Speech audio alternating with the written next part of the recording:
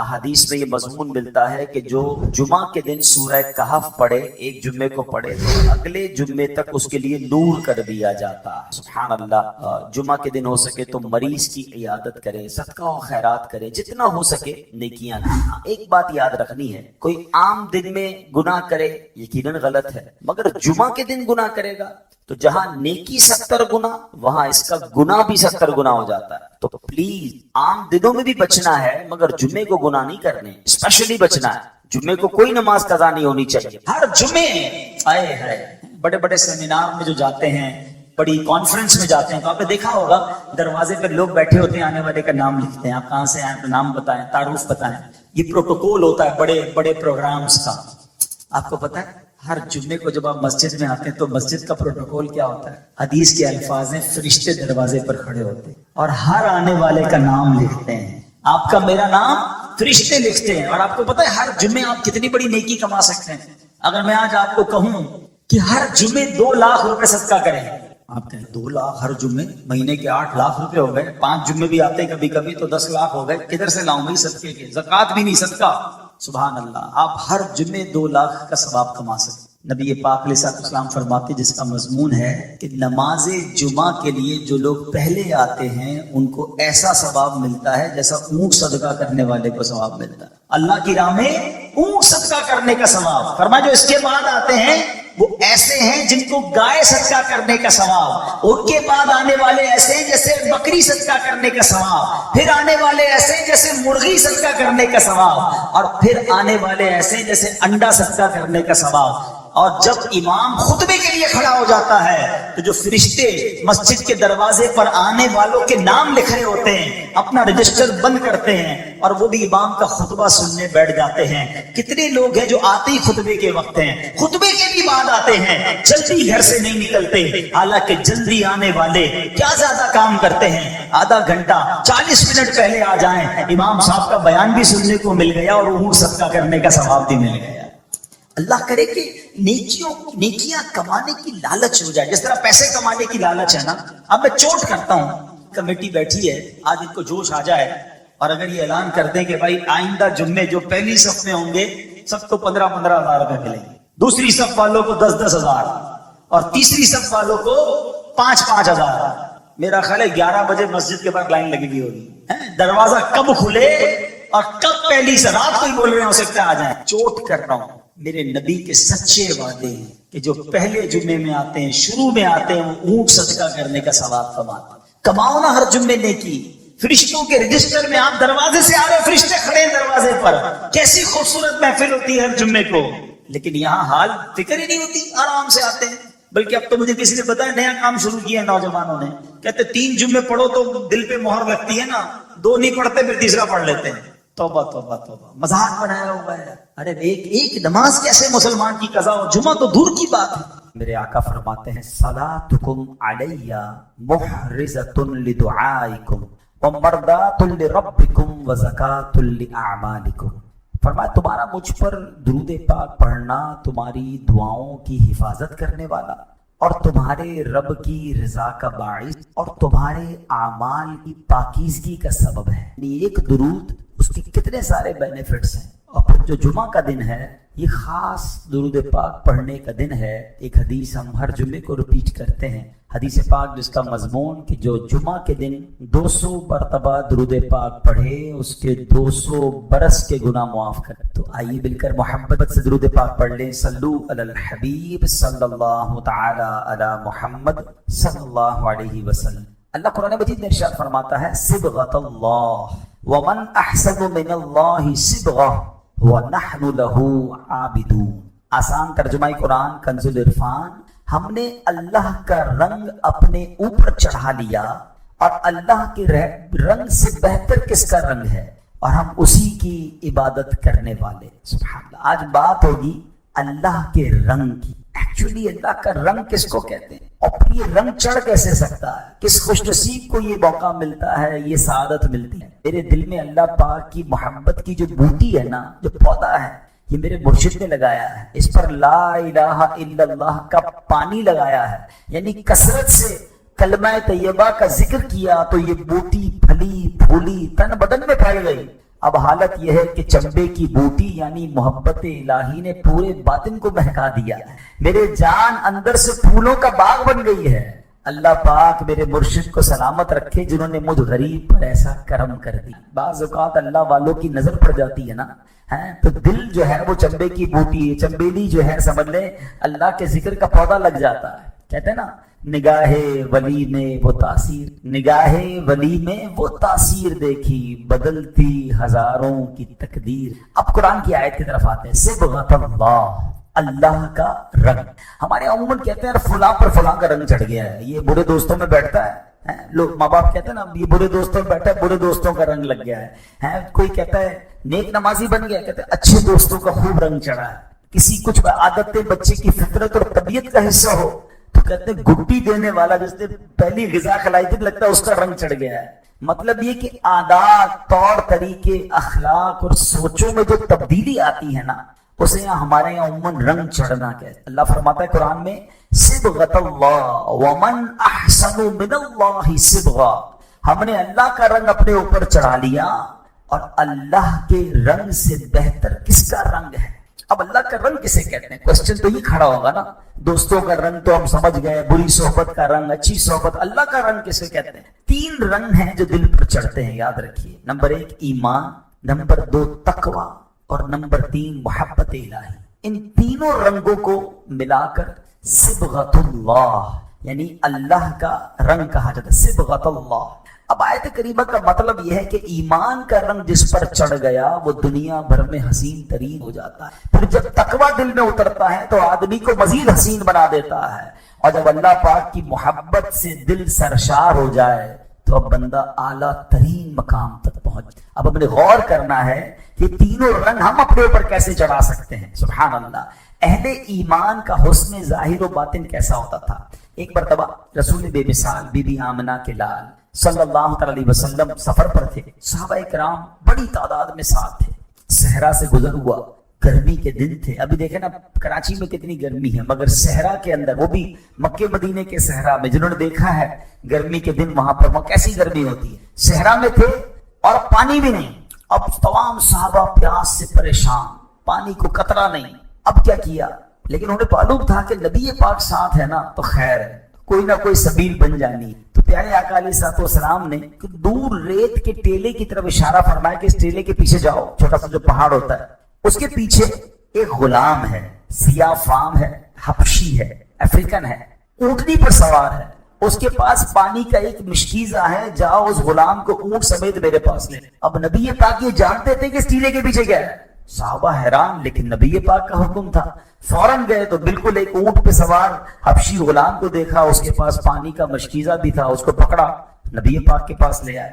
اب جب نبی پاک نے مشکیزہ لیا اور اپنے رحمت بھرے ہاتھوں سے مشکیزے کا منہ کھولا، آ جاؤ میرے پیاسوں پانی پی لو۔ اللہ اکبر، ٹھنڈا ٹھنڈا، میٹھا میٹھا، پیتے ہم ہیں پلاتے یہ، رب ہے معطی یہ ہے قاسم، رزق اس کا ہے کھلاتے یہ ہیں۔ اب چھوٹا سا مشکیزہ ہے، ظاہر ہے وہ اونٹ سوار اپنے لیے پانی کا انتظام لے کے چلا ہوگا۔ آج کے زمانے میں کہوں کہ کوئی ٹریول کرتا ہے تو ساتھ تھرموس رکھتا ہے، اس میں کتنا پانی ہوتا ہے خود پی لے گا۔ اس چھوٹے سے مشکیزے سے سینکڑوں صحابہ نے پانی پی لیا۔ اچھا سب کو پانی پورا ہو گیا، مگر مشکیزے میں پانی پہلے جتنا ہی موجود تھا۔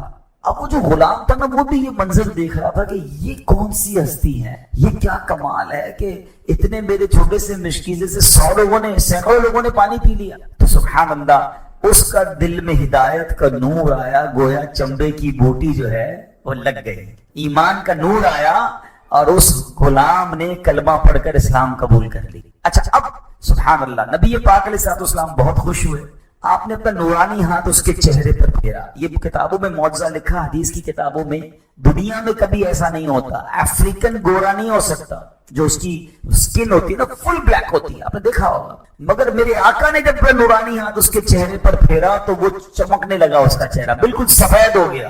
اچھا بڑا خوش، اب اپنے آقا کے پاس پہنچا، غلام تھا کسی کا، تو آقا نے پہچاننے سے انکار کر دیا کہ تم تو میرے غلام نہیں ہو سکتے، وہ تو سیاہ فام تھا، حبشی تھا، تم تو بڑے حسین و جمیل گورے چٹے ہو کر آئے ہو۔ اللہ اکبر۔ تو اس نے کہا سارا واقعہ بتایا کہ میں نور والے آقا صلی اللہ علیہ وسلم کا کلمہ پڑھ چکا ہوں، ان کی غلامی نے مجھے بدر منیر یعنی چمکتا چاند بنا دیا۔ میرے پیارے اسلامی بھائیوں، ایک مرتبہ نبی پاک علیہ السلام کی خدمت میں عرض کیا گیا، یا رسول اللہ ایو جلسائنا خیر، حضور بہترین ہم نشین کون ہے، ساتھی کون ہے؟ آقا نے فرمایا من ذکرکم اللہ رؤیتہ وزاد فی علمکم منطقہ وذکرکم بالآخرۃ عملہ، فرمایا جس کا دیدار تمہیں اللہ کی یاد دلائے۔ بہترین دوست کون ہے؟ جس کو دیکھیں تو اللہ یاد آئے، جس کی گفتگو تمہارے علم میں اضافہ کر دے اور جس کا عمل تمہیں آخرت کی یاد دلائے، یہ ہے بہترین دوست۔ مگر آج ہم نے ایسے دوست بنائے ہیں جو ہمیں گناہوں کی طرف لے جاتے ہیں، ہم نیکی کریں تو مذاق اڑاتے ہیں، نمازیں پڑھیں تو ہمیں ٹانٹ کرتے ہیں۔ ایسے دوست اچھے نہیں، دوست وہ بنائیے کہ میں گناہوں کی طرف جاؤں تو میرا ہاتھ پکڑ کر مجھے پھر نیکیوں کی طرف لے کر آئے، جس کو دیکھوں تو مجھے خدا یاد آئے۔ کیونکہ آج بات ہو رہی ہے اللہ کے رنگ کی، اللہ کا رنگ چڑھانا ہے تو پھر اچھے اور نیک دوست بھی تلاش کرنے ہیں، اور اللہ کے رنگ کی پہلی شان کیا ہے؟ ایمان والے۔ اب ایمان والوں کو کیا ملتا ہے؟ جس کے دل میں ایمان گھر کر جائے، اللہ قرآن میں اس کی شانیں بیان کرتا ہے۔ ہم سب ایمان والے ہیں نا، اب غور کریں کیا ہم ایسے ہیں؟ نمبر 1 واللہ ولی المؤمنین، اور اللہ ایمان والوں کا مددگار ہے۔ ایک مقام پر فرمایا وانتم الاعلون ان کنتم مؤمنین، اگر تم ایمان والے ہو تو تم ہی غالب آؤ گے۔ یہ دنیا بھر میں جو حالات چل رہے ہیں نا، مسلمان مغلوب ہو گئے، کافر غالب ہو گئے، مسلمان ذلیل ہو رہے ہیں، وائے؟ وہ ایمان نہیں ہے۔ ابھی آپ آگے سنیں گے، آپ کہیں گے سارے ہی تو ایمان والے، اربوں ایمان والے، کروڑوں ایمان والے۔ ایمان اصل کہتے ہیں کس کو؟ ایمان والا کیسا ہوتا ہے آگے بتاؤں گا، پہلے ایمان والوں کو انعام کیا کیا ملے گا۔ اللہ فرماتا ہے وَأَنْتُمُ الْأَعْلَوْنَ إِن كُنتُم مُؤْمِنِينَ، تم ہی غالب آؤ گے اگر ایمان والے ہو۔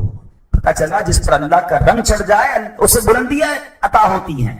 اور ایک جگہ اللہ فرماتا ہے وَاللَّهُ ذُو فَضْلٍ عَلَى الْمُؤْمِنِينَ، اور اللہ مسلمانوں پر بڑا فضل فرمانے والا۔ واہ واہ، جس پر اللہ کا رنگ چڑھ جائے اس پر فضل اور رحمتوں کی برسات ہوتی۔ سورہ نساء میں ارشاد ہوتا ہے وَسَوْفَ يُؤْتِ اللَّهُ الْمُؤْمِنِينَ أَجْرًا عَظِيمًا، اور ان قریب اللہ مسلمانوں کو بڑا ثواب عطا فرمائے گا۔ ایک جگہ فرمایا لَهُمْ دَرَجَاتٌ عِنْدَ رَبِّهِمْ وَمَغْفِرَةٌ وَرِزْقٌ كَرِيمٌ، ان کے لیے ان کے رب کے پاس درجات اور مغفرت اور عزت والا رزق ہے۔ اللہ جنت میں بھی رزق عطا فرماتا ہے، دنیا میں بھی جس پر اللہ کا رنگ چڑھ جائے اس کے رزق میں برکت ڈال دیتا ہے۔ حقاً علینا ننجی المؤمنین، ہم پر اسی طرح حق ہے کہ ایمان والوں کو نجات دیں۔ پتہ چلا کہ جس پر اللہ کا رنگ چڑھ گیا اس کی نجات بھی ہو جاتی ہے، بلکہ بڑا انعام پتہ کیا ملتا ہے؟ جس پر اللہ کا رنگ چڑھ جائے۔ اللہ قرآن میں فرماتا ہے وَاعْلَمُوا أَنَّكُمْ مُلَاقُوهُ وَبَشِّرِ الْمُؤْمِنِينَ، فرمایا جان رکھو کہ تم اس سے ملنے والے ہو، اور اے حبیب ایمان والوں کو بشارت دے دو، یعنی جس پر اللہ کا رنگ چڑھ جائے، جو کامل ایمان والا ہے، اس کو اللہ کا دیدار بھی نصیب ہوگا۔ ہائے ہائے، اللہ کا دیدار یہ اتنی بڑی نعمت ہے۔ ایک جگہ حضرت ابراہیم بن شیبان فرماتے رحمت اللہ تعالی، جب قیامت کا دن ہوگا نا، سب اگلے پچھلے رب قادر و قیوم کے حضور جب حاضر ہوں گے، اس وقت فرشتے مسلمانوں کے گروہ کے پاس آئیں گے، ارشاد فرمائیں گے اللہ پاک کے دوستوں چلو ہمارے ساتھ۔ وہ اولیاء اللہ پوچھیں گے کہاں جانا ہے؟ فرشتے فرمائیں گے اس جنت کی طرف جس کی چوڑائی زمین و آسمان کے برابر ہے، تمہارے لیے بنائی گئی ہے۔ وہ اولیاء اللہ کہیں گے ہم نے دنیا میں جو زندگی گزاری تھی جنت کی طلب میں تو نہیں گزاری تھی۔ جب وہ یہ کہیں گے تو اللہ پاک ارشاد فرمائے گا ملائکتی، اے میرے فرشتوں، اترکوہم، انہیں چھوڑ دو، بے شک یہ میرے دیدار کے سوا کسی اور چیز سے راضی نہیں ہوں گے۔ ان کا مقصد ہی میرا دیدار تھا، دنیا میں عبادت بھی اس لیے کی تھی۔ اللہ انہیں اپنا دیدار عطا فرمائے۔ اللہ مجھے اور آپ کو اپنے دیدار کا شوق نصیب فرمائے۔ ہاں، اللہ کا دیدار جنتیوں کو نصیب ہوگا، اور یہ جنت کی سب سے بڑی نعمت ہوگی جو ایمان والوں کو ملے گی۔ اللہ اس شوق میں زندگی گزارنے کی توفیق عطا فرمائے۔ تو اے میرے پیارے اسلامی بھائیوں، ایمان کی بڑی برکت ہے۔ ایمان ہو تو پھر کیا ملتا ہے؟ ایک حدیث پاک سنیے، میرے آقا فرماتے اذا حضرتم المریض، فرمایا جب تم کسی مریض کے پاس جاؤ یا میت کے پاس جاؤ، او المیت فقولوا خیرا، تو اچھی بات منہ سے نکالو، فإن الملائکۃ یؤمنون علی ما تقولون، کیونکہ فرشتے اس کے پاس موجود ہوتے ہیں، تم جو کہتے ہو فرشتے اس پر آمین کہتے ہیں۔ میت کے پاس جائیں اچھی باتیں کریں، اللہ اس کی مغفرت فرمائے، اللہ اس کے درجات بلند فرمائے، اس کے گناہوں کو معاف فرمائے۔ میت کے بارے میں بری بات نہیں کرنی چاہیے، مریض کے پاس بھی جائیں تو دعائیں دیں، اچھی باتیں کریں، فرشتے آمین کرنے کے لیے موجود ہوتے ہیں۔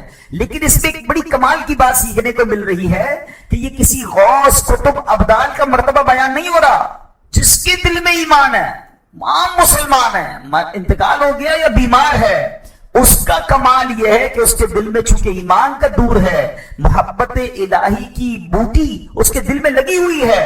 سبحان اللہ، اس نور ایمان کی برکت یہ ہے کہ فرشتے ہر وقت اس کے پاس حاضر ہوتے ہیں، کوئی صبح کو آئے شام کو آئے، کوئی بھی عیادت کے لیے آ رہا ہے، وہ جو کچھ دعا کرتا ہے، جو کچھ کہتا ہے، فرشتے اس پر آمین کہہ رہے ہیں۔ ایک عام مسلمان کی شان یہ ہے کہ جب وہ بیمار ہو یا اس کا انتقال ہو تو فرشتے وہاں موجود ہوتے ہیں، یہ ایمان کے نور کی برکت ہے۔ اب سوال یہ ہے کہ ایمان کیسا ہونا چاہیے؟ What is the level of ایمان is required؟ ایمان والے تو ہم سارے ہیں، کیا ہم اس لیول پر ہیں؟ یہ اصل سوال ہے کہ چونکہ آج بات ہو رہی ہے اللہ کے رنگ کی، تو ایمان کیسا ہے؟ اب یاد رکھیے اللہ قرآن میں فرماتا ہے وَمِنَ النَّاسِ مَن يَعْبُدُ اللَّهَ عَلَى حَرْفٍ، اور کوئی آدمی وہ ہے جو اللہ کی عبادت ایک کنارے پر ہو کر کر رہا ہے، کنارے پر ہو کر کرتا ہے۔ یعنی کچھ لوگ ایمان والے ہیں مگر کنارے کنارے پر ہیں، پورے ایمان والے نہیں ہیں۔ ایمان مسلمان نام ہے، کہتے ہیں میں مسلمان ہوں، مگر پورے اسلام کے اندر داخل نہیں ہوتے، کنارے پر کھڑے رہتے ہیں۔ اللہ اکبر، رمضان شریف آیا، نمازیں شروع، روزے شروع، اس کے بعد سارے غائب، جمعہ آیا پھر نماز کے لیے آ گئے، کنارے کنارے ہیں نا، پورے اسلام میں نہیں ہے۔ ٹھیک ہے جناب، اچھا پھر کیا ہوگا؟ اب باقی نیکیاں نمازیں پڑھ لی، اب اس کے بعد مذہبی حلیہ اپنانے میں شرمندہ ہو رہے ہوتے ہیں، مذہبی لباس پہننے میں شرمندہ ہو رہے ہوتے ہیں۔ بھائی اسلام میں آئے تو پورے آئے نا، اسلام میں آ کر شرمندہ کیوں ہیں؟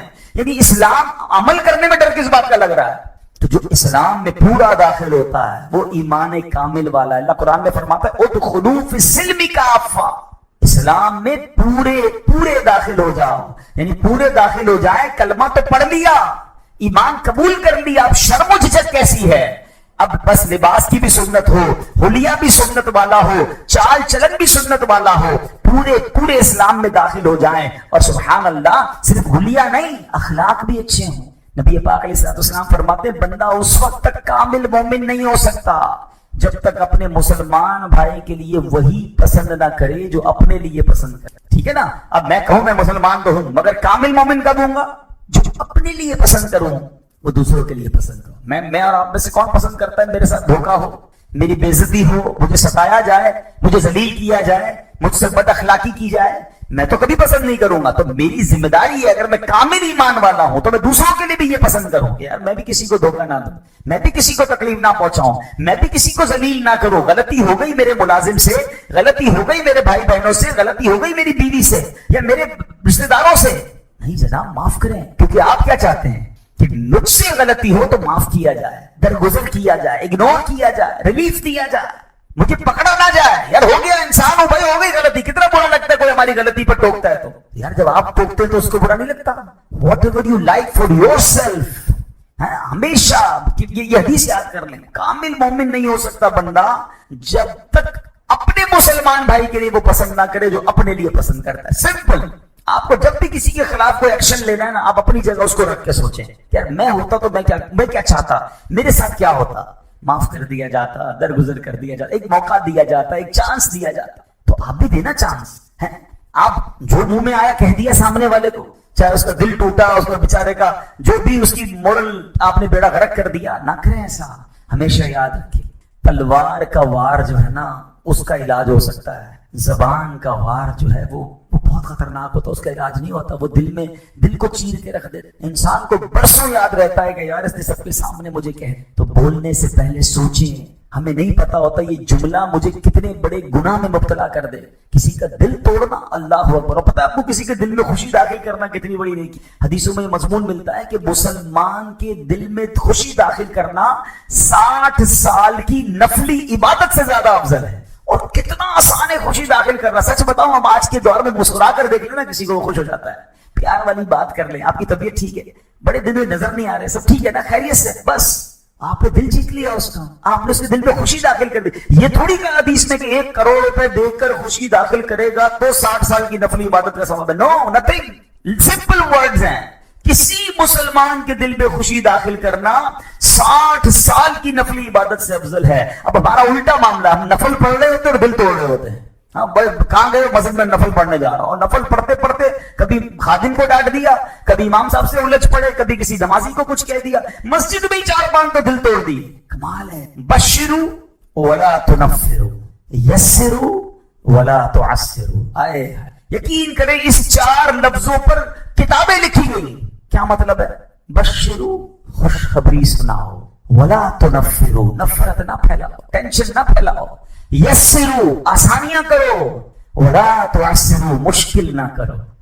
اب صرف ان 4 لفظوں کی روشنی میں ہم سارے اپنی زندگی طے کر لیں, اپنے آپ کو چیک کر لیں کہ میرے پاس لوگ آتے ہیں, کوئی خوشخبری لے کر جاتے ہیں, کوئی مسکراہٹ لے کر جاتے ہیں. جب آتے کوئی ٹینشن کی خبر دیتا ہوں, ہر وقت موت, میت, بربادی, تباہی کی خبر ہوتی ہے میرے پاس. یار اچھی باتیں بھی کر لو یار, آسانیاں کرتا ہوں. یسروا ولا تعسروا, میری ذات سے لوگوں کو آسانیاں ہو رہی ہیں. یہ آلویز میرا نیت یہ کہ کسی طرح جکڑ لوں ان کو نا, اپنے ملازمین کی تنخواہ کیسے کاٹنی ہے, اپنے بچوں کو کیسے ٹائٹ کرنا ہے, اپنی فیملی کو تکلیف کیسے دینی ہے. بٹ لوگ مجھ سے ٹینشن میں رہے. اور ایک بات یاد رکھیے, جو لوگوں کے لیے مشکل کرتا ہے نا, اس کی لائف بھی مشکل ہو جاتی ہے. کچھ لوگ کہتے ہیں کہ یار مجھ سے کوئی محبت سے ملتا ہی نہیں ہے, مجھ سے کوئی دوستی کرتا ہی نہیں ہے, مجھ سے کوئی مسکرا کے بات ہی نہیں کرتا, کوئی میرے قریب ہی نہیں آتا, میں بیمار تھا مجھ سے ملنے ہی کوئی نہیں آیا. حضرت آپ تنہا رہ ہی اسی لیے گئے کہ آپ نے لوگوں کے لیے مشکلیں پیدا کی ہیں. لوگ آپ سے ملنا نہیں چاہتے. یہ آپ لوگوں کی شکایت نہیں کر رہے, آپ اپنی شکایت کر رہے ہیں.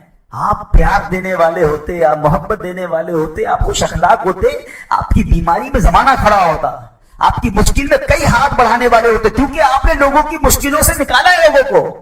دیکھیں آپ کسی کو مشکل میں ہاتھ پکڑیں گے نا, آپ پر برا وقت آئے گا, کئی ہاتھ آپ کے لیے بڑھیں گے. لیکن اگر آپ نے خود مشکلوں میں ڈالا ہوا ہے لوگوں کو, تو کون آپ کی مشکل حل کرنے آئے گا؟ تنہا رہ جاتے ہیں ایسے لوگ دنیا میں, دوست نہیں بنتے ان کے. اللہ کرے یہ حدیث سمجھ آ جائے. اور یہ ایمان کی جان ہے کہ مسلم کامل مومن جب ہوگا, یعنی it is condition to be a perfect Muslim, کہ جو میں اپنے لیے پسند کر رہا ہوں نا, وہ دوسروں کے لیے پسند کروں. اب چیک کر لیں, ہم دوسروں کے نہیں, اگلے کا بیڑا غرق ہوتا ہو تو ہو جائے, ساڑھا کام ہونا چاہیے, ہمارا کام ہونا چاہیے. پڑوسی کے آگے بے شک کچرا پھینک دیں, پڑوسی کے آگے خون پڑا ہے, ہمارے جانور قربانی کے جانور کے بلے آلائشیں گلی میں پڑی ہیں, ہمارا کمرہ, ہمارا گھر کے سامنے والا حصہ صاف ہونا چاہیے. یہ کیا کیا آپ نے؟ جو میں اپنے لیے پسند کرتا ہوں وہ مسلمان بھائی کے لیے پسند کروں, یہ کامل مومن ہونے کے لیے ضروری ہے. اور آپ بلیو کریں, یہ کر کے دیکھیں, آپ ایسا نہیں ہوگا آپ کا برا ہو جائے گا. آپ لوگوں کو اچھا کریں, آپ کا سب اچھا کریں گے, آپ کی لائف ایزی ہو جائے گی. آگے سنیں, اللہ کے رنگ کی بات ہو رہی ہے نا, رنگ چڑھانا ہے اللہ کا, تو پہلے ایمان تو مضبوط کریں نا, پہلی سیڑھی ایمان ہے. اب فرمایا, سنیں حدیث پاک میں, اس کا ایمان کامل نہیں جو امانت دار نہیں. اب بتاؤ نا, سرکار دو عالم علیہ السلام نے 40 سال کی عمر میں جب کوہ صفا پر کھڑے ہو کر کفار مکہ سے پوچھا تھا, بتاؤ میں کون ہوں, ہو ایم آئی, تو کیا رپلائی دیا تھا انہوں نے؟ آپ صادق ہیں, آپ امین ہیں. یعنی میرے آقا کے پاس غیر مسلم امانتیں رکھواتے تھے, ایمان نہیں لائے تھے مگر امانت رکھواتے تھے کہ یہ امین ہے. ہمارا حال یہ ہے کہ ہمارا مسلمان بھائی ہم سے پریشان. اگین ٹرائی ٹو انڈرسٹینڈ, حدیث یاد رکھنا, اس کا کامل ایمان نہیں جو امانت دار نہیں. سبحان اللہ. ایک اور جگہ فرمایا, اس کا کوئی دین نہیں جو وعدوں کا پابند نہیں. آپ فکر ہی نہ کریں, آپ کا کام ہو گیا, اب بس پرسوں ہو گیا, 3 دن بعد لے لیں. اگلا بولے یار زبان ہی نہیں ہے اس کی, تو جو کہتا ہے اس میں کام ہی نہیں ہوتا, نہ پیسے ٹائم پہ ملتے, نہ چیز ٹائم پہ ملتی ہے. تکیہ کلام بنایا ہوا کچھ لوگوں نے, فکر ہی نہ کرو. میں تو میرا ایک جملہ مشہور ہو گیا, میں کہتا ہوں جو کہے نا فکر نہ کرو, اس کی زیادہ فکر کرو. ہاں اس کا تکیہ کلام ہے, یہ کہہ نہیں رہی, اس کا کام ہی ہر کسی کو تو فکر ہی نہ کرو, اس کی زیادہ فکر کرو. تو یار مسلمان باتوں کا خلاف کرنے والا کیسے ہو سکتا ہے؟ وہ ایمان نہیں ہے. آگے فرمایا, ایک روایت میں ہے کہ جس کے شر سے اس کا پڑوسی محفوظ نہ ہو وہ مومن نہیں, وہ کامل مومن. اب غور کر لیں, پڑوسی کی وٹنس چلے گی اللہ کی بارگاہ میں. ہاں, اور ہمارے پڑوسی بعضوں کا تو اول تو کئی ایسے ڈیفنس میں رہتے ہیں جو پڑوسی کا نام بھی نہیں پتا ہوتا. اچھا آپ بھی ہمارے پڑوس میں 10 سال سے ہو بھائی, اچھا آج ملاقات ہوئی, ابے کچھ پڑوسی سے مل لو بھائی, کوئی تحفہ, کوئی دوستی, کوئی. کیونکہ یاد رکھیں, اللہ نہ کرے آپ کے گھر میں ایمرجنسی ہوئی نا اور آپ گھر میں نہیں ہیں, سب سے پہلے جو ریئیکٹ کر سکتا ہے وہ آپ کا پڑوسی ہے, اور آپ نے پڑوسی سے بگاڑ کے رکھی ہے. حالانکہ پڑوسی کے حقوق بہت زیادہ اسلام نے بیان کیے. اس سے بڑی حدیث کیا ہوگی کہ جس کے شر سے اس کا پڑوسی محفوظ نہ ہو وہ کامل مومن۔ قرآن پاک کی ایک سورت ہے جس کو کہا جاتا ہے سورہ کہف، یہ 15ویں پارے کے آخر میں ہے، 16ویں پارے کے شروع میں ہے۔ اس کے بے شمار فضائل بھی ہیں، اس کی تلاوت بھی کیا کریں، ہر جمعے کو کوشش کر کے اس کی تلاوت کریں۔ روایتوں میں آتا ہے جو ایک جمعے سے دوسرے جمعے کو دوبارہ پڑھتا ہے نا سورہ کہف، تو دونوں جمعوں کے درمیان اس کے لیے نور کر دیا جاتا ہے۔ سورہ پاک مکہ مکرمہ میں نازل ہوئی، اس میں 12 رکوع ہیں، 111 آیتیں ہیں، 1577 کلمے ہیں اور 6360 حروف۔ سورہ کہف پڑھنے سے گھر میں سکون اور برکت نازل ہوتی ہے۔ حضرت برہ بن عازب رضی اللہ عنہ فرماتے ہیں کہ ایک مرتبہ ایک صحابی نے سورہ کہف پڑھی تو گھر میں ایک جانور تھا، وہ بھی بدکنا شروع ہو گیا۔ انہوں نے سلامتی کی دعا کی اور غور سے دیکھا کہ کیا بات ہے، تو انہیں ایک بادل نظر آیا جس نے انہیں ڈھانپ رکھا تھا۔ ان صحابی نے اس واقعے کا ذکر جب نبی پاک علیہ السلام کی بارگاہ میں کیا تو پیارے آقا علیہ السلام نے فرمایا، اے فلاں، قرآن پاک کی تلاوت کرتے رہا کرو، وہ بادل سکینہ تھا، وہ سکون کا بادل تھا جو قرآن مجید کی وجہ سے نازل ہوا۔ تو سورہ کہف یہ سکون کا، یہ برکت کا باعث ہے۔ اور ایک اور جگہ پیارے آقا علیہ السلام فرماتے ہیں، جو سورہ کہف کی ابتدائی 10 آیات یاد کرے گا وہ دجال کے فتنے سے اچھا، اس صورت میں تلاوت کے فضائل تو اپنے ہیں، اس صورت سے ایک ہی صورت میں 3 کمال کے واقعات ہیں۔ ایک تو وہی کہف، غار، کہف کہتے ہیں غار کو، غار والا واقعہ ہے۔ ایک اس کے اندر حضرت ذوالقرنین کا واقعہ، اللہ اکبر، پڑھنے سے تعلق رکھتا ہے۔ East and west and north, تینوں جگہوں کا آپ نے سفر کیا، دنیا کے 3 کونوں کا آپ نے سفر کیا، اور جو آپ نے وہاں ایکسپیرینس کیا، کمال کی باتیں، اور ان کی پھر وہاں کیسے ملاقات ہوئی، یاجوج ماجوج کو کیسے پایا، اور کس طرح اس کو جا کے انہوں نے بلاک کیا، یہ سارا واقعہ اس صورت میں۔ اور تیسرا اس میں واقعہ حضرت موسیٰ علیہ السلام اور حضرت خضر علیہ السلام کی جو ایک بڑی کمال کی ملاقات ہے، اس ملاقات میں کیسے کیسے واقعات ہیں، یعنی میں یقین کریں میرے پاس ٹائم ہوتا تو میں آپ کو سورہ کہف کے تینوں واقعات سناتا، لیکن یہ سب چیزیں ڈیفائن کرنے کا مقصد یہ کہ یہ آپ کے اور میرے قرآن میں۔ اچھا، ایک اور بات بتاؤں کہ اصحاب کہف پر، یہ اس واقعے پر جو بھروسہ یا ایمان یا عقیدہ ہے نا، یہ صرف مسلمانوں کا نہیں ہے، یہ دیگر مذاہب کی کتابوں میں بھی 7 سلیپرز کہلاتے ہیں، 7 سونے والے۔ 7 سلیپر کا بورڈ لگے ہوئے اب بھی، تو وہاں پر دیگر مذاہب کے لوگ بھی آتے ہیں کیونکہ ان کی آسمانی کتابوں میں بھی ان اصحاب کہف کا ذکر موجود ہے۔ اب یہ کون تھے، یہ کیا تھے، اب ذرا یہ واقعہ سنیے گا، پھر میں انشاءاللہ اس کے تحت کیا سبق ملتا ہے، ہم سیکھیں گے کیا، میں اس پر ڈسکس کروں گا۔ اصحاب کہف جو تھے یہ شہر افسوس کے شرفاء تھے، بڑے نیک لوگ تھے۔ جو شہر کا نام کیا نام تھا؟ افسوس۔ اور جو بادشاہ تھا اس کے معزز درباری بھی تھے، مگر یہ لوگ صاحب ایمان تھے، یہ بت پرستی سے بیزار تھے، یہ اللہ وحدہ لا شریک کو اپنا رب مانتے تھے۔ اچھا، وہاں پر جو بادشاہ تھا وہ بڑا ظالم بھی تھا اور بت پرستی کے لیے بڑا انفسائز کرتا تھا، جو بت پرستی نہیں کرتا تھا اس کو قتل کر دیتا تھا۔ اچھا، اس بادشاہ کا نام دقیانوس تھا۔ آج آپ کو ایک اور بات سمجھ آئے گی کہ ہم بعض اوقات کہتے ہیں یار یہ بندہ بڑی دقیانوسی باتیں کرتا ہے، تو ایکچولی دقیانوس جو یہ لفظ ہے یہ بادشاہ کا نام تھا، اور چونکہ وہ ہزاروں سال پرانا بادشاہ ہے تو آج بھی اگر کوئی پرانی باتیں کرتا ہے، اولڈ ایج کی باتیں کرتا ہے، تو لوگ کہتے ہیں یار یہ دقیانوسی باتیں کر رہا ہے۔ ایکچولی یہ اسی کی طرف نسبت ہوتی ہے کہ دقیانوس نام کا ایک بادشاہ تھا، مگر وہ بڑا ظالم تھا۔ تو یہ لوگ جب دیکھا کہ یہ ہر مسلمان کو مار رہے ہیں، ہر ایمان والے کو مار رہے ہیں اور بت پرستی کے لیے ظلم کر رہے ہیں، تو ان 7 لوگوں نے کیا پلان کیا کہ ہم بادشاہ کے ظلم و ستم سے چھٹکارا پا کر شہر سے باہر چلے جاتے ہیں۔ وہ باہر گئے اور جا کر ایک ویرانے میں، ایک غار میں جا کر انہوں نے پناہ لی۔ اس زمانے میں ہوٹل اور یہ بلڈنگیں تو ہوتی نہیں تھی، ہزاروں سال پرانی بات ہے۔ تو بہرحال اب یہ غار میں گئے اور وہاں پر جا کر آرام کیا، تھکے ہوئے تھے تو سو گئے۔ اللہ کی شان یہ ہے کہ وہ تقریباً 300 برس سے زیادہ عرصے کے لیے سو گئے، یہ سوئے تو اٹھے ہی نہیں۔ اللہ اکبر۔ اچھا، ادھر حالات بدلتے رہے۔ بادشاہ کو جب پتا چلا کہ یہ لوگ غار کے اندر ہیں اور یہ مجھ سے چھپ کر گئے ہیں، بڑا ناراض ہوا اور اس نے اپنے ایک بندے کو بھیجا کہ جاؤ اس غار پر ایک دیوار بنا کے اس کو بند کر دو، یہ اندر ہی بھوکے پیاسے مر جائیں۔ جس بندے کو یہ آرڈر دیا گیا تھا نا وہ تھوڑا سا خدا ترس آدمی تھا، اس نے کیا کیا کہ ان 7 اصحاب کہف کے نام لکھے، پوری بات لکھی کہ یہ لوگ ایمان والے ہیں، بادشاہ کے ظلم سے جا کر اندر چھپے ہیں، اور ان کا یہ واقعہ ہے۔ ایک تختی لکھی، ایک صندوق کے اندر اس غار کے ساتھ دیوار میں اسے دفن کیا اور ایک دیوار کھڑی کری۔ حکم تو تھا بادشاہ کا۔ اب باہر والے لوگ یہ سمجھے کہ یہ بھوکے پیاسے اندر مر گئے۔ بہرحال ادھر بادشاہ کا انتقال ہوا، پھر دوسرا بادشاہ آیا، تیسرا بادشاہ، دور بدلتا گیا، اور یہاں جناب یہ سوئے تھے۔ آفٹر 300 ایئرز کیا ہوا کہ ایک اور بادشاہ آیا جس کا نام تھا بیدروس۔ وہ بڑا نیک دل بادشاہ تھا، ایمان والا بادشاہ تھا، وہ اللہ پر ایمان لاتا تھا، مگر اس کے دور میں ایک عجیب و غریب فتنہ کھڑا ہوا۔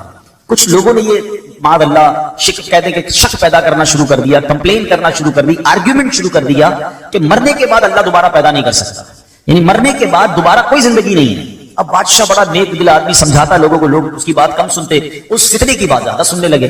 تو بادشاہ تہجد کی نماز میں رو رو کے اللہ سے دعا کرتا کہ میرے مولا کوئی ایسی نشانی عطا کر دے، کوئی ایسا اشارہ عطا کر دے کہ لوگوں کو سمجھ آ جائے کہ تو مرنے کے بعد دوبارہ زندہ کیسے کرے گا۔ اللہ کی شان دیکھیں، اس بادشاہ کے وہم و گمان میں بھی نہیں ہے کہ کوئی غار ہے اس کے شہر کے قریب جہاں کچھ لوگ سوئے ہوئے ہیں، سینکڑوں سال گزر گئے نا۔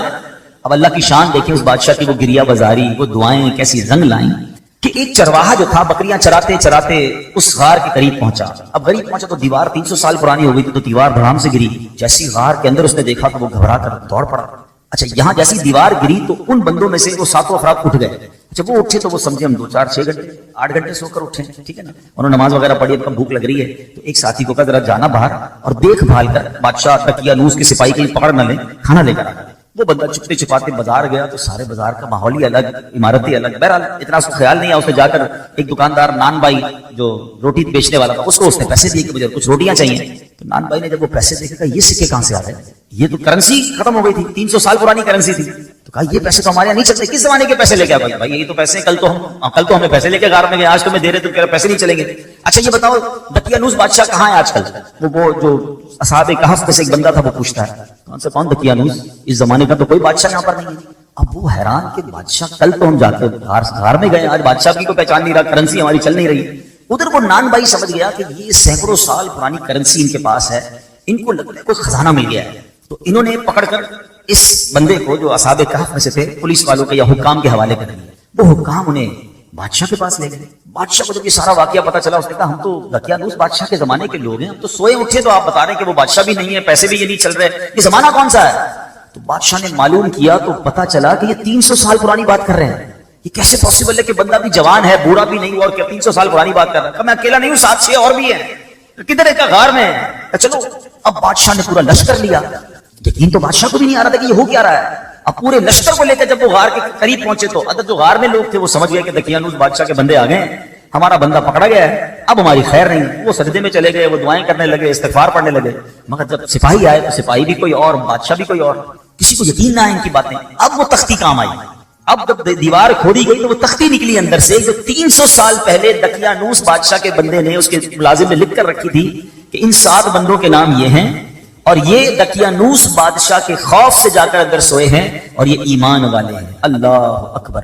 جب بادشاہ کو یہ پتا چلا نا پہلے تو وہ گیا سجدہ شکر میں کہ اللہ تو نے میری پکار سن لی، ایسی نشانی بتا دی کہ بندہ مرنے کے بعد کیسے جیے گا، تو نے تو جیتے جیے میں دکھا دیا کہ تو چاہے تو 300 سال تک کوئی سویا رہے، نہ اس کا بال بھیکا ہو، نہ بال سفید ہو، نہ باڈی گلے، اور میرے رب تو نے انہیں پھر زندہ کر دیا۔ اب کرا پورا شہر آیا، سارے لوگ آئے جو بے ایمان ہو گئے تھے، جو اللہ کی قدرت کے انکاری ہو گئے تھے، سب کلمہ پڑھنے لگے، سب اللہ کی وحدانیت پر یقین لائے۔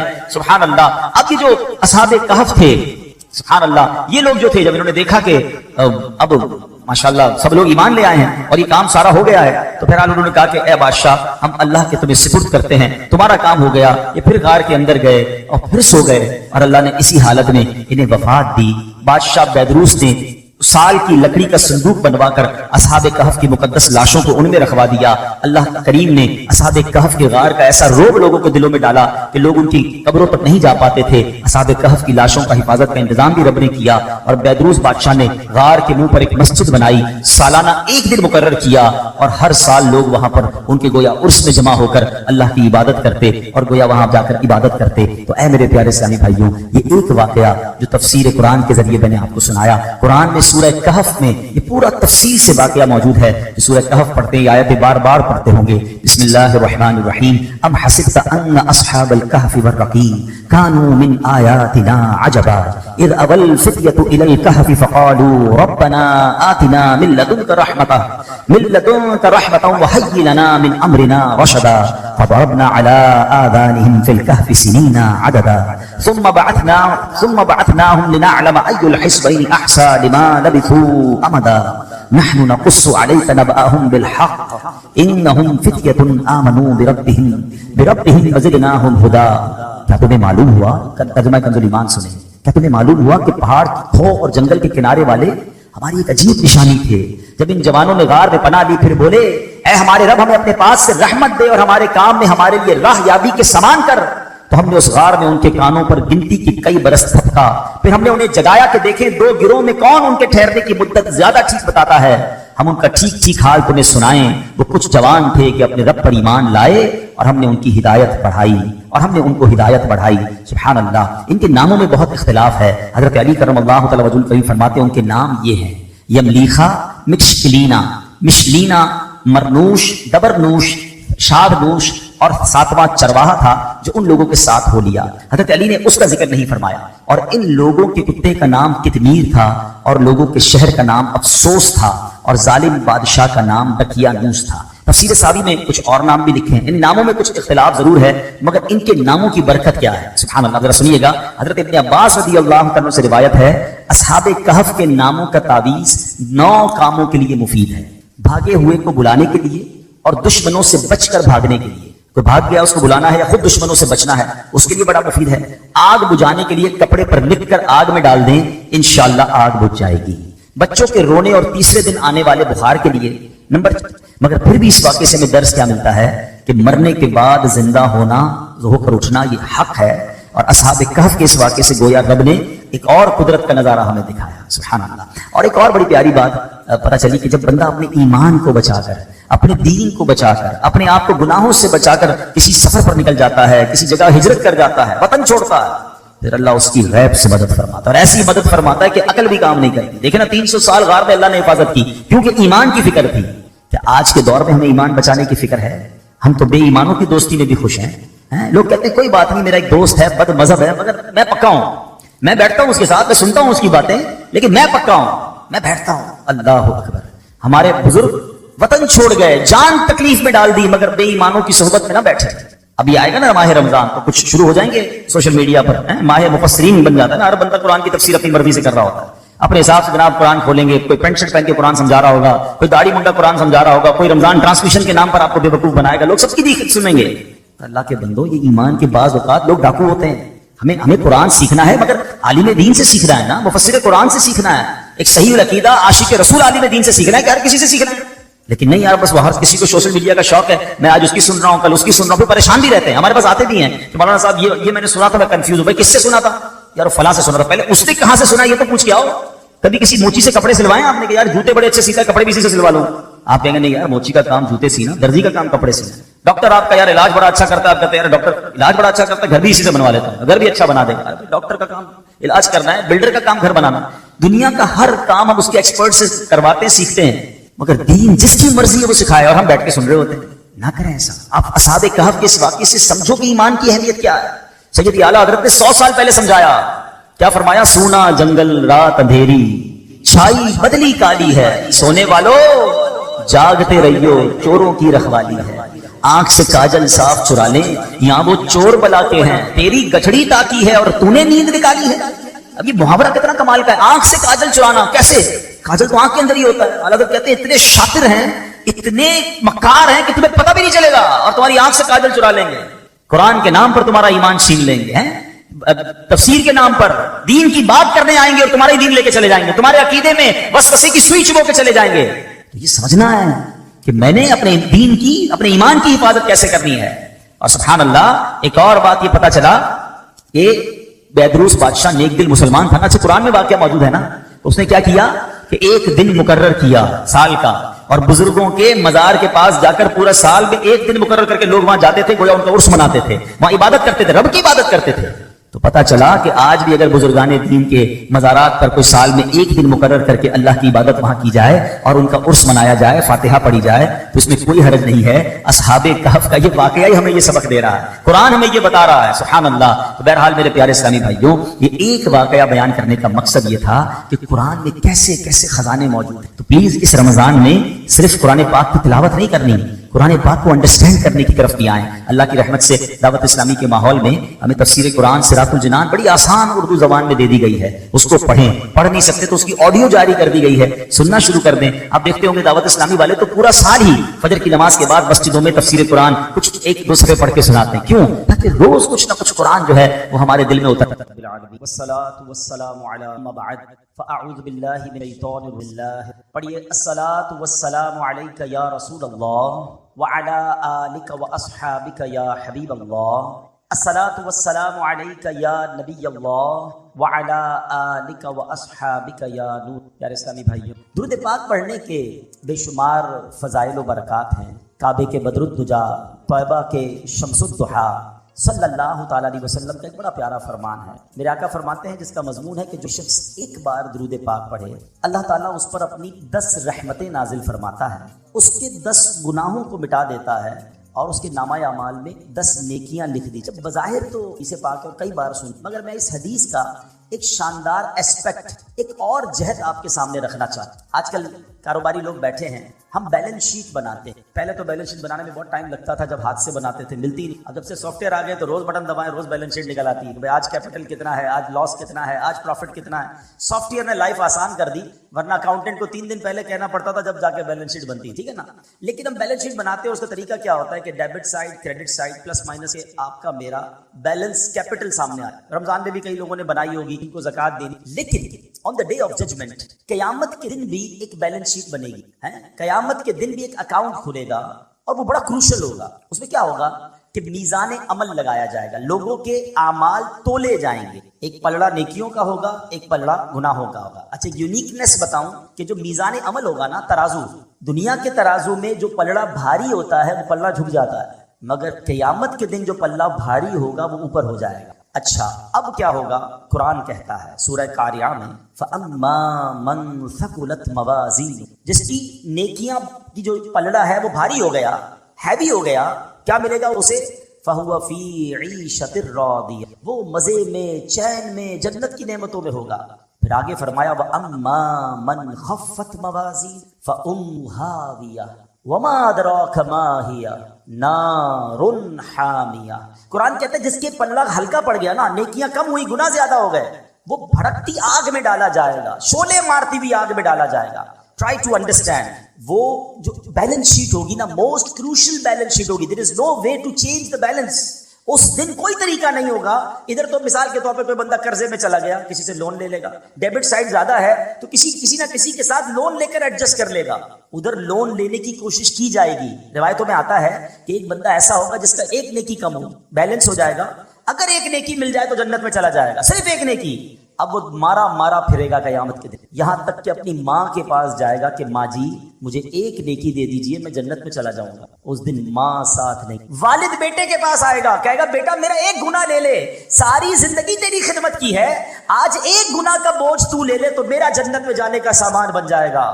مگر نہ باپ بیٹے کے کام آئے گا، نہ بیٹا باپ کے کام آئے گا۔ کیسی نفسا نفسی ہوگی بتاؤ۔ اس دن اس شخص کو کتنی حسرت ہوگی کہ جس کی چند نیکیاں کم ہونے کی وجہ سے وہ جہنم میں جائے گا۔ اس کو کتنا یاد آئے گا کہ یار دنیا میں موقع ملا تھا، نفل پڑھ لیتا، تلاوت کر لیتا، ذکر کر لیتا، درود پڑھ لیتا، یا 1 2 4 گناہ ہی کم کر لیتا تاکہ میری جنت میں جانے کی صورت بن جاتی۔ یہ دن آنا ہے۔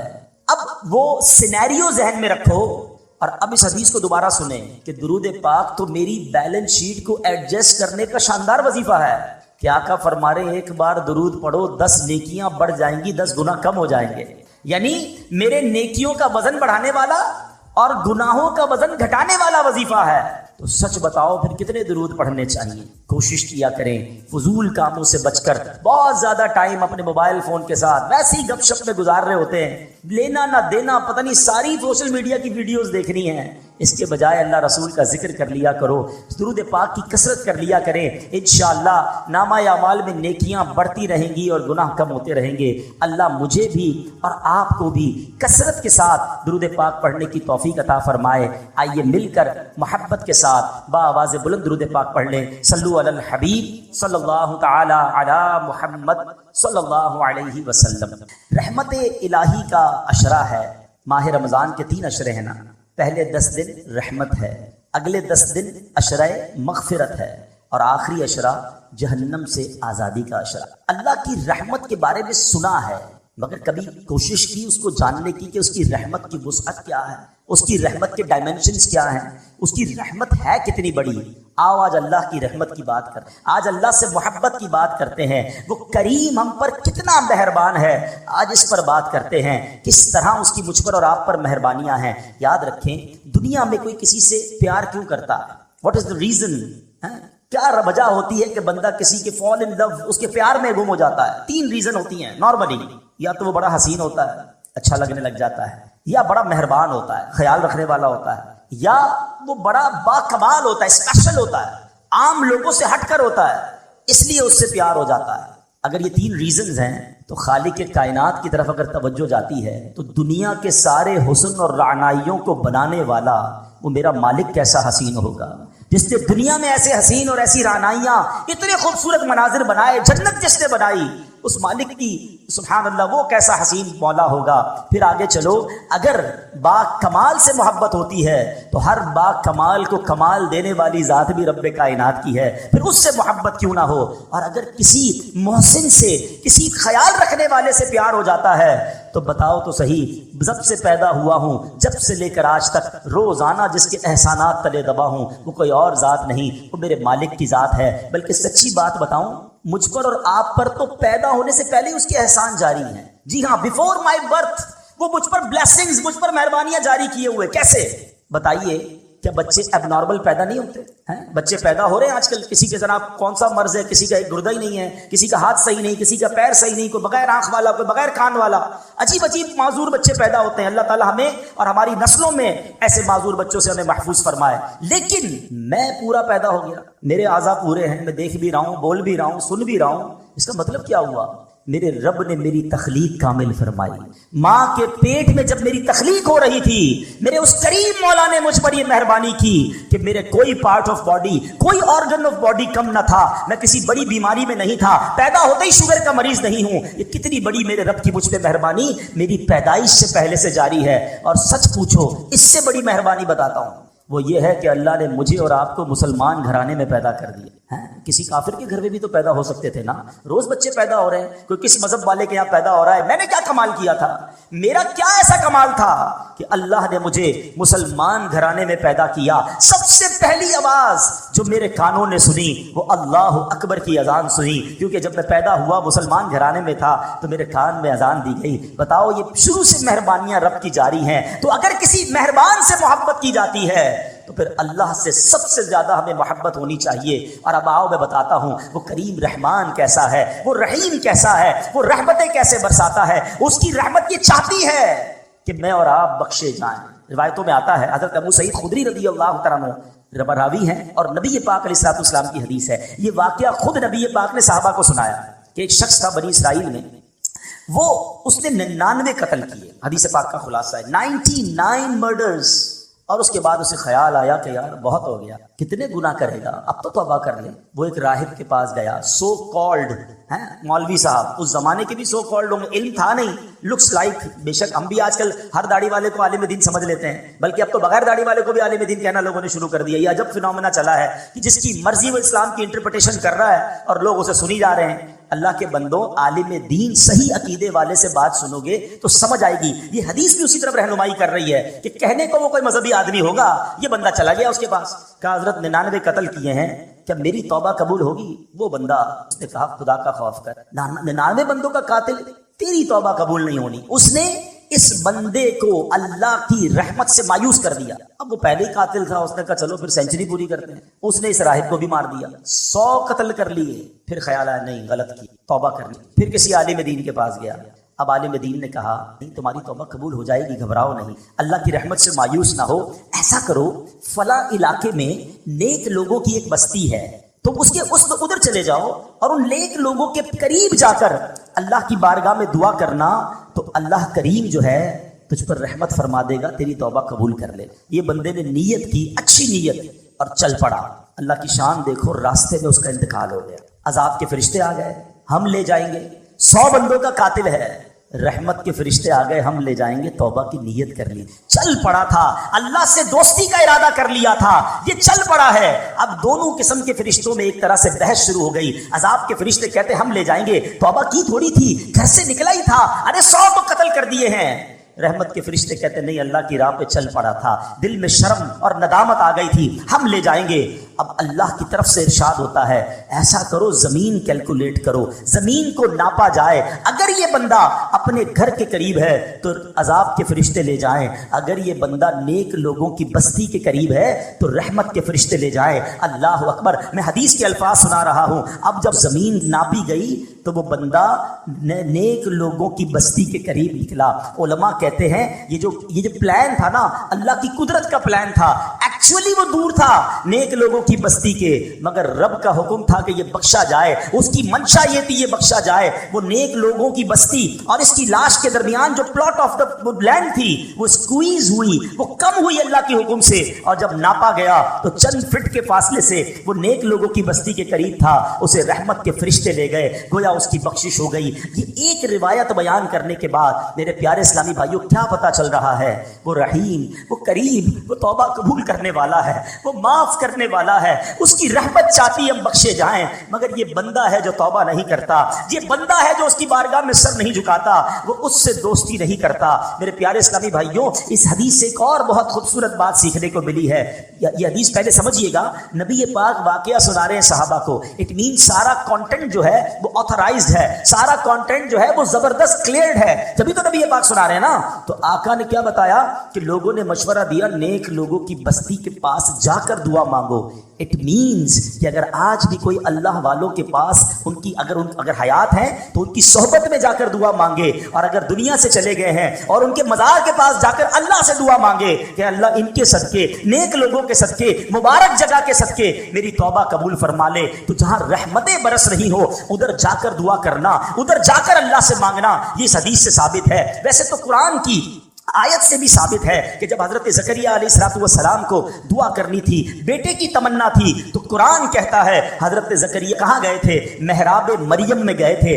سورہ مریم اٹھاؤ، وہاں قرآن کہتا ہے کہ حضرت زکریا نے مانگنا اللہ سے تھا، گئے کیوں محراب مریم میں؟ ارے اللہ سے تو کہیں سے مانگ سکتے تھے نا، نہیں، بی بی مریم وہاں عبادت کرتی تھی، یہ دعا کی قبولیت کا مقام تھا، محراب مریم میں جا کر دعا کی، اللہ نے بڑھاپے میں انہیں اولاد عطا فرما دی۔ تو پتہ یہ چلا اللہ والوں کے جہاں قدم لگیں، اللہ والے جہاں عبادت کریں، اللہ والے جہاں موجود ہوں، اگر وہاں جا کر دعائیں مانگی جائیں، اللہ مجھے اور آپ کو بار بار مکے مدینے کی حاضری عطا فرمائے، مقدس مقامات کی حاضری عطا فرمائے۔ وہاں کا سفر کر کے رب سے جب وہاں جا کے بندہ مانگتا ہے تو بگڑی بن جایا کرتی ہے۔ تو بہرحال یہ ہے میرے رب کی رحمت، سبحان اللہ، میرے رب کی رحمت کی کیا بات کروں۔ اللہ کریم قرآن مجید میں فرماتا ہے، دیکھیں کچھ لوگ، شیطان ہے نا، جب بہت سارے گناہ ہو جاتے ہیں نا، اب شیطان مردود تو نہیں چاہتا ہم توبہ کریں، وہ کہتا ہے یار تیری توبہ کیسے قبول ہوگی، اتنی نمازیں قضا ہو گئیں، اتنے حرام کام کر لیے، اتنے برے کام کر لیے۔ اب شیطان یہ ازیوم کروا دیتا ہے کہ توبہ تو قبول ہونی نہیں، اب کری جا گناہ جتنے کرنے ہیں۔ یہ شیطان کا بہت بڑا وار ہے۔ دیکھو اللہ قرآن میں کیا فرماتا ہے، اللہ فرماتا ہے کل یا عبادی الذین اسرفوا علی انفسہم لا تقنطوا من رحمت اللہ ان اللہ یغفر الذنوب جمیعا انہ هو الغفور الرحیم۔ اللہ فرماتا ہے تم فرماؤ اے میرے وہ بندو جنہوں نے اپنی جانوں پر زیادتی کی، اللہ کی رحمت سے نا امید نہ ہو، کبھی بھی اللہ کی رحمت سے نا امید نہ ہو۔ لا تقنطوا من رحمت اللہ، بے شک اللہ سب گناہ بخش دیتا ہے، بے شک وہی بخشنے والا مہربان ہے۔ تو اب سمجھیے گا اس بات کو کہ رب کریم ایک لمحے میں چاہے تو ساری زندگی کے گناہ بخش دیتا ہے۔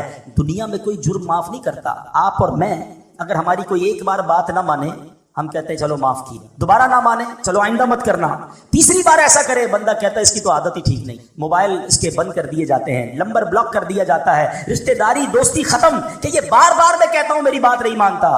مگر میرے مالک کی شان دیکھو، بندہ ساری زندگی نافرمانی اور ایک بار سچی توبہ کر لے، اللہ سارے گناہ معاف فرما دیتا ہے۔ اور سنو، صرف معاف نہیں فرماتا بلکہ جو اعمال لکھنے والے فرشتے ہیں نا، اللہ ان کو بھی بھلا دیتا ہے، تاکہ قیامت کے دن جب بندہ اللہ کی بارگاہ میں جائے گا تو اس کا کوئی گواہ نہیں ہوگا۔ ذرا حدیث پاک سنیے گا، میرے آقا فرماتے ہیں، مسلم شریف کی حدیث مبارک میں ہے کہ بے شک اللہ پاک رات کے وقت اپنا دست قدرت پھیلا دیتا ہے تاکہ دن میں گناہ کرنے والوں کی توبہ قبول فرمائے، اور دن میں اپنا دست قدرت پھیلا دیتا ہے تاکہ رات کے وقت گناہ کرنے والوں کی توبہ قبول فرمائے، یہاں تک کہ سورج مغرب سے طلوع ہو۔ یاد رکھیے، جب قیامت کے پہلے سورج جو ہے مغرب سے طلوع ہوگا، اس سے پہلے پہلے توبہ کا دروازہ کھلا ہوا، اس کے بعد توبہ نہیں ہو سکے گی. یعنی ہم جب تک زندہ ہیں، اگر ایسا وقت تو امید نہیں آئے گا ہماری زندگی میں قیامت، تو وی فیل کہ ابھی بہت ساری نشانیاں باقی ہیں. اس کا مطلب یہ ہوا کہ ساری دنیا والے توبہ کر سکتے ہیں اس وقت تک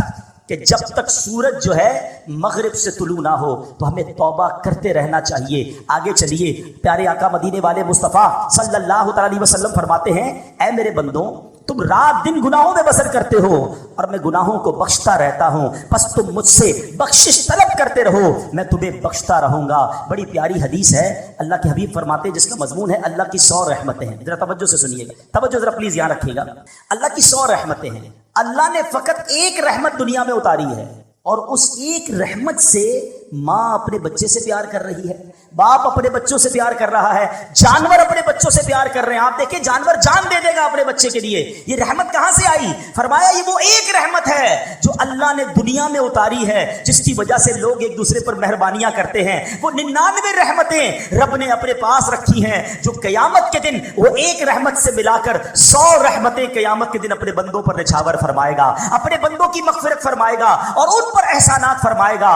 ایسا رحیم ہے میرا مولا، ایسا کریم ہے ہمارا پروردگار. دیکھو دنیا میں اگر کسی کا کسی تھانے میں کسی جگہ کوئی قصور ہو جائے تو وہ لکھا جاتا ہے، چلو جناب معافی تلافی ہو گئی یا سزا بھگت لی یا ضمانت ہو گئی، مگر ریکارڈ پر وہ جرم باقی رہتا ہے. اس کی پولیس رپورٹ جب بھی بنائیں گے وہ جو کرمنل ریکارڈ تھا وہ ضرور آئے گا. مجھے ایک واقعہ یاد آیا، ایک بار میں ساؤتھ افریقہ گیا. مجھے اسلامی بھائیوں نے بتایا کہ جناب ایک بزنس مین ہے، بیچارہ کئی سال سے کوشش کر رہا ہے، ساؤتھ افریقہ میں اس کا پولیس کریکٹر سرٹیفکیٹ نہیں بن رہا.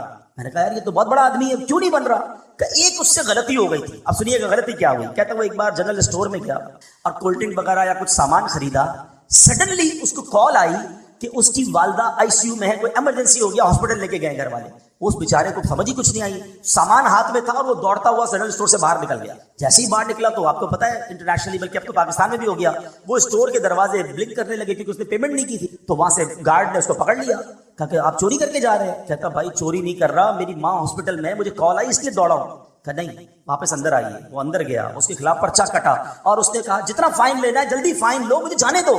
اب چند ہزار روپے کا فائن تھا، وہ فائن اس نے پے کیا، وہ بندہ ہاسپٹل پہنچ گیا. لیکن اب جب بھی وہ پولیس کریکٹر سرٹیفکیٹ نکلوانے جاتا ہے، حالانکہ ملینر بلینر آدمی ہے، لکھا ہوا آ جاتا ہے اسٹور میں چوری کی. یقین کریں جب مجھے یہ واقعہ میں نے سنا نا، مجھے اللہ کی رحمت یاد آئی کہ اس بندے سے ایک جرم ہوا، آج تک وہ اس کی سزا بھگت رہا ہے، وہ معاف نہیں ہوا، وہ لکھا ہوا ہے. اور اللہ فرماتا ہے کہ میرے بندو تم زمین بھر گناہ کر کے میرے پاس آؤ، میں تمہارے سارے گناہ معاف کر دوں گا. تم سچی توبہ کرو، میں تمہارے گناہ معاف کر دوں گا. ارے وہ ڈیلیٹ کر دیتا ہے گناہوں کو، دنیا میں کوئی ڈیلیٹ نہیں کرتا. آج کسی کو ہماری بات بری لگ جائے، ہم 100 بار معافی مانگ لیں، مگر پھر بھی وہ دل میں رکھتا ہے یار تم نے ایک بار ایسا کیا تھا، تم نے میرے ساتھ یہ ظلم کیا تھا. ارے بھائی معافی مانگ چکا ہوں، لیکن لوگ دل سے نکالتے نہیں ہیں. مگر میں اس قریب کی بات کر رہا ہوں کہ جو میری خطاؤں کو معاف ایسے فرماتا ہے کہ پھر وہ اس کا کوئی گواہ بھی باقی نہیں بچتا. بلکہ آؤ کرم نوازی کی انتہا دیکھو، قرآن سنا رہا ہوں. اللہ فرماتا ہے کہ جب توبہ سچی کرتا ہے نا کوئی بندہ، اللہ فرماتا ہے الا من تاب وآمن وعمل عملا صالحا فاولئک یبدل اللہ سیئاتہم حسنات وکان اللہ غفورا رحیما. خدا کی قسم یہ آیت کا ترجمہ سنو. اللہ فرماتا ہے مگر جو توبہ کرے اور ایمان لائے اور اچھا کام کرے تو ایسوں کی برائیوں کو اللہ بھلائیوں سے بدل دے گا. اللہ بخشنے والا مہربان ہے. یعنی صرف گناہ معاف نہیں فرمائے گا، اللہ گناہوں کو نیکیوں سے بدل دیتا ہے. Only there are 2 conditions کہ توبہ کر لے اور اب اچھے کام کرے، اب برے کاموں کی طرف نہ جائے. سنو قیامت کا دن ہوگا، نبی پاک ایک حدیث صحابہ کو سنا رہے ہیں کہ گناہگار شخص، اللہ کی رحمت کی باتیں چل رہی تھی، رحمت کا شرح ہے نا، میں چاہتا ہوں آج رحمت الہی کی ہی باتیں کریں تاکہ اللہ سے محبت میں اضافہ ہو، اللہ کی محبت ہمارے دلوں میں کاش گھر کر جائے. پیارے آقا صحابہ کو ایک واقعہ سنا رہے ہیں، فرماتے ہیں حدیث کا خلاصہ ہے کہ ایک بندہ اللہ کی بارگاہ میں حاضر ہوا. اللہ فرمائے گا تو نے یہ گناہ کیے ہیں، اپنے گناہ بتا، کون کون سے گناہ کیے ہیں. وہ بندہ ڈرتے ڈرتے ڈرتے اپنے صغیرہ گناہ بتائے گا، اپنے چھوٹے گناہ بتائے گا، وہ ڈر رہا ہوگا. اللہ فرمائے گا جا تیرے جتنے گناہ ہیں میں نے اتنے گناہوں کے بدلے تجھے اتنی نیکیاں دے دی ہیں. اتنی رحمت ہوگی اللہ کی. اب وہ بندہ کہے گا یا اللہ میرے تو بڑے بڑے گناہ بھی ہیں، وہ تو میں نے بتائے نہیں ہیں. یعنی اب اللہ کی رحمت پر ایسا مچل جائے گا کہ کہے گا مولا بڑے گناہ تو بتائے نہیں، یہ بھی گناہ ہے. اللہ اکبر. میرے آقا یہ حدیث بیان کر کے اتنا مسکرائے کہ آپ کی داڑھیں ظاہر ہو گئی کہ جب اللہ کرم فرماتا ہے تو گناہوں کو نیکیوں سے بدل دیتا ہے. ارے اللہ کی کس کس رحمت کی بات کروں، اللہ کی کس کس کرم نوازی کی بات کروں. جب بندہ ایک بار سچی توبہ کرے وہ کیسے بخش دیتا ہے. حضرت موسیٰ علیہ السلام کے دور کا واقعہ. بارش نہیں ہو رہی تھی. حضرت موسیٰ علیہ السلام 70,000 لوگوں کو لے کر ایک میدان میں چلے اور اب دعا کی جا رہی ہے کہ بارش ہو جائے. بڑی دیر ہو گئی بارش نہ ہوئی. موسیٰ کلیم اللہ ہے. اللہ سے عرض کی مولا بارش کیوں نہیں ہو رہی؟ ارشاد ہوا ہے موسیٰ اس مجمع میں ایک بندہ ہے جو 40 سال سے میری نافرمانی کر رہا ہے. اے موسیٰ جب تک وہ بندہ اس مجمع میں ہے بارش نے نہیں ہونا، اس کو نکالو اس مجمع سے. حضرت موسیٰ نے کہا اتنا بڑا مجمع میری آواز کیسے پہنچے گی؟ ارشاد ہوا موسیٰ آواز لگانا تمہارا کام ہے، پہنچانا ہمارا کام. حضرت موسیٰ کھڑے ہو گئے. کہا اے وہ شخص جو 40 سال سے اللہ کو ناراض کر رہا ہے، تیری وجہ سے بارش نہیں ہو رہی ہے، اس مجمع سے نکل جا. اچھا وہ بندہ ریئلائز تو کر گیا کہ لگتا تو میں ہی ہوں، ہو سکتا کوئی اور بھی ہو. وہ کھڑا ہو جائے. اس نے دائیں دیکھا بائیں دیکھا، کوئی نہیں کھڑا ہوا. اب پتہ اس بندے نے کیا کیا؟ کمال کیا. اس بندے نے اللہ سے بیٹھے بیٹھے عرض کی، کھڑا نہیں ہوا. یا اللہ میں جانتا ہوں وہ بندہ تو میں ہی ہوں، مجرم تو میں ہی ہوں جس کی وجہ سے بارش نہیں ہو رہی ہے، مگر میرے مالک اگر آج میں کھڑا ہو گیا تو پورے شہر کو پتہ چل جائے گا کہ میں وہ گنہگار ہوں. اے اللہ سچی توبہ کرتا ہوں، اب تجھے ناراض نہیں کروں گا، کریم معاف کر دے اور مجھے ذلیل ہونے سے بچا دے. سنو کیا ہوا. تھوڑی دیر ہوئی بادل آئے اور بارش برسنا شروع. حضرت موسیٰ نے کہا مولا بندہ تو کوئی نہیں نکلا. یا اللہ کھڑا تو کوئی نہیں ہوا، یہ بارش کیسے ہو گئی؟ ارشاد ہوتا ہے اے موسیٰ اس بندے نے مجھ سے دوستی کی، اس بندے نے مجھ سے معافی مانگ لی ہے. اب سنو. حضرت موسیٰ کہتے مولا اب تو بتا دے وہ بندہ کون ہے، اب تو تیرا دوست بن گیا نا، اب تو میری ملاقات کرا دے. کیا شاندار جواب ملتا ہے. اللہ فرماتا ہے موسیٰ جب میرا دشمن تھا تب میں نے اس کے عیب چھپائے، اب تو میرا دوست ہو گیا، تجھے کیسے بتاؤں وہ کون تھا. یہ ہے میرا رب، ہمارے عیب چھپاتا ہے، ہم پر رحمتیں برساتا ہے. پنجابی شاعر کہتا ہے نا ایک گناہ میرے ماں پیو ویکھن مینوں عمری منہ نہ لاویں. ماں باپ کو بھی اگر ہماری کوئی بڑی خطا پل جائے تو وہ گھر سے نکال دیتے ہیں. ایک گناہ میرے ماں پیو ویکھن مینوں عمری منہ نہ لاویں، لکھ گناہ میرا مالک ویکھے وہ پھر بھی پردے پاوے. کتنے گناہ ہیں ہم جانتے ہیں اور رب جانتا ہے، مگر اللہ نے عزت دی ہے. اللہ ہمارے عیبوں کو چھپاتا ہے. لوگ ہم سے پیار کر رہے ہیں، انہیں نہیں پتا کہ ہمارے عیب کتنے. جو کریم دنیا میں عیب چھپا رہا ہے نا، اس کی رحمت سے امید ہے کہ وہ آخرت میں بھی عیب چھپائے گا. مگر دوستی تو کر لو نا اس سے، ناراض تو نہ کرو نا اسے. کیسا کیا اچھا توبہ کے لیے نا کوئی بہت بڑی آپ کو گیدرنگ کی ضرورت نہیں ہے، بڑے اہتمام کی ضرورت نہیں ہے. جسٹ اے منٹ، ایک سچا کنیکشن ریکوائرڈ ہے، اور وہ کنیکشن جس دن ہو گیا وہ تمہارے سارے گناہ معاف فرما دے. ایک بار حضرت عمر فاروق کا دور ہے، ایک بندہ آپ کے سامنے آیا، ہاتھ میں اس کے شراب کی. حضرت عمر فاروق نے اسے ریڈ ہینڈ دے. فرمایا کیا ہے تمہارے ہاتھ میں؟ کیا ہے؟ کہتا ہے حضور میرے پاس سرکہ ہے، حالانکہ شراب کی بوتل تھی. حضرت عمر نے کہا دکھاؤ. اب ذرا تھوڑا سا سینیریو سمجھیے گا. دو بندے آمنے سامنے کھڑے ہو کتنی دیر لگے گی؟ کتنی سیکنڈز کی بات ہے نا، ود ان سیکنڈز. اس بندے نے اللہ سے عرض کی مولا آج بچا، عمر کے سامنے ذلیل ہونے سے بچا لے، میں وعدہ کرتا ہوں اب شراب نہیں پیوں گا. بس اس نے اس دل کی کیفیت سے پکارا اللہ کو. اور اب جب وہ بوتل اٹھا کر ڈرتے ڈرتے حضرت عمر کے ہاتھ میں دیتا ہے، وہ بوتل سرکہ بن چکی. یہ ہے وہ کریم جس سے میں محبت کی بات کر رہا. اتنا رحمت والا ہے کہ ایک بار پیارے آقا علیہ السلام نے صحابہ کرام کو رحمت الہی کے بارے میں بتا رہے تھے. ایک موقع پر ایک عورت کا بچہ بچھڑ گیا. تھوڑی دیر بعد وہ بچہ مل گیا. بچہ دوڑتا ہوا آیا، ماں دوڑتی ہوئی گئی، بچے کو اٹھایا. ٹرائی ٹو امیجن کیا لو، کتنا اس وقت جو ہے وہ پیار ماں کو آتا ہے جب بچہ بہت دیر بعد ملتا ہے. ماں اسے چوم رہی ہے. نبی پاک نے کہا دیکھو جتنا اس ماں اپنے بچے سے محبت کر رہی ہے، کیا یہ ماں اس بچے کو آگ میں ڈال دے گی؟ صحابہ نے کہا حضور پاسبل ہی نہیں ہے، اس وقت تو اس کی محبت عروج پر ہے. آقا فرماتے ہیں اللہ اپنے بندوں پر اس سے زیادہ مہر. مجھے ایک بات بتاؤ جو اتنا مہربان ہو، ہم اس کی بات نہ مانیں، ہم اس کی نافرمانی کریں، ہم اس کے غضب کو دعوت دیں، یہ کیسی احسان فراموش. ایک اور حدیث سنیے. حضرت انس رضی اللہ تعالیٰ عنہ فرماتے ہیں کہ میں نے سرکار مدینہ صلی اللہ تعالیٰ علیہ وسلم کو یہ فرماتے ہوئے سنا کہ اللہ پاک ارشاد فرماتا ہے، یہ حدیث قدسی ہوا کرتی ہے. واٹ از دا میننگ حدیث قدسی؟ آج یہ بھی سمجھ لو، آپ نے کئی بار سنا ہوگا کہ فرمان تو نبی پاک کا ہو، آقا فرمائے، مگر آقا اللہ کا فرمان سنائیں کہ رب یہ فرماتا. یہ حدیث قدسی ہے. اللہ فرماتا ہے اے ابن آدم تو جب بھی مجھ سے امید لگا کر دعا مانگے گا تو میں تیرے گناہوں کو بخش دوں گا۔ اے ابن آدم، اگر تیرے گناہ آسمانوں کے کناروں تک پہنچ جائیں پھر بھی تو مجھ سے معافی مانگے تو میں تجھے بخش دوں گا۔ اے ابن آدم، اگر تو میرے پاس زمین پر گناہ لے کر آئے اور پھر مجھ سے اس حال میں ملے کہ میرے ساتھ کسی کو شریک نہ ٹھہرائے تو میں زمین بھر مغفرت لے کر تیرے پاس آؤں۔ کیسے ہی گناہ کیوں نہ ہو، اللہ جب رحمت فرماتا ہے تو وہ سب معاف فرماتا۔ تو آج میں نے اور آپ نے اپنے رب سے محبت کا یہ کہتے نا کہ اظہار کرنا ہے۔ دیکھیں، جس سے محبت ہونا اس کی ناراضی والے کام نہیں کیے جاتے، محبوب کو ناراض نہیں کیا جاتا جب وہ اتنا مہربان۔